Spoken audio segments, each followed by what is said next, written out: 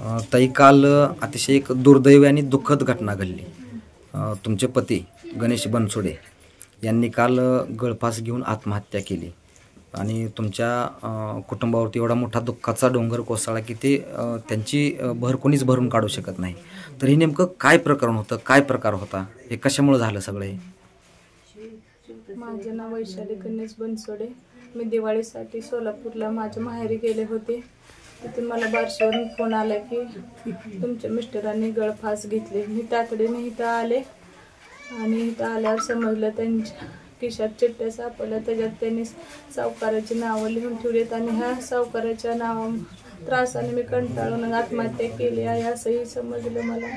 अगोदर पण घरी म्हणायचे मला त्रास आहे सावकाराचा, यायचे जेवायचे नाही, डोक्यात मुंग्या यायचे म्हणायचे, मला म्हणायचे मला जगू वाटत नाही, मला सावकाराने लय छळ केलाय, मला सारखे टॉर्चर करतात। ह्या 2 महिन्यात तर त्यांना लय 2-3 दिवस नेऊन मारहाण केली एका खोलीमध्ये।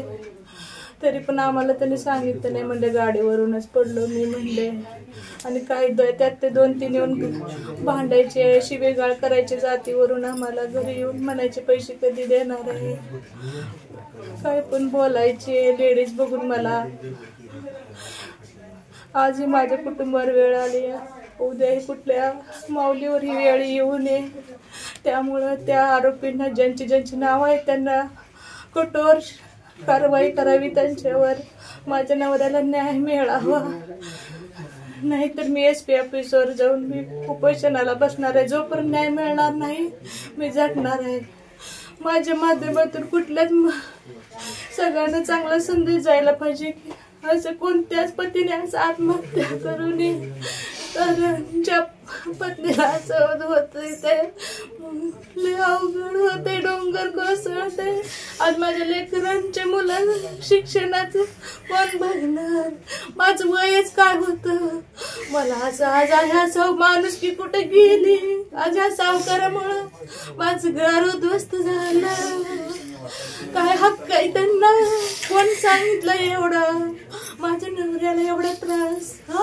कोणत्या कायद्यातलेला हक्क त्यांना एवढे पैसे देऊन मारहाण करायचा? कट आहे की कसला न्याय आहे? मला न्याय भेटलाच पाहिजे। मी माझ्या नवऱ्याला न्याय मिळवणारच आहे, त्यांनी मला चिठ्ठीत लिहिलंय मला न्याय मिळवून दे, मी शेवटच्या श्वासापर्यंत न्यायासाठी लढणारच आहे। कुठल्या माऊलीने ज्या नवऱ्याने असा विचार कधी करू नये, असला पाऊल कधी उचलू नका। ज्याच्यात कोसळतंय त्याच्या या व्हिडिओतून सगळीच शिका बस।